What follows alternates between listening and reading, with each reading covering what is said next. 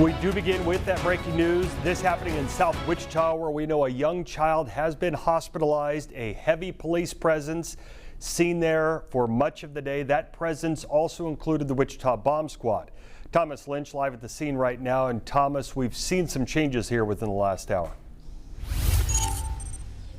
That's right, Mike. The scene just wrapped up a little under an hour ago. We are at the 100 block of East Shadyside Avenue. That's just north of 47th and Hillside. Now, we want to get to the main thing, which is the child. An original call came in around 3 a.m. this morning for a report of an unresponsive 2-year-old. That child was taken to the hospital where they remain in critical condition. Well, officers were in the home. They found evidence they say is consistent with the distribution of dangerous drugs. So due to the nature of the substance, the bomb squad was called out to the area.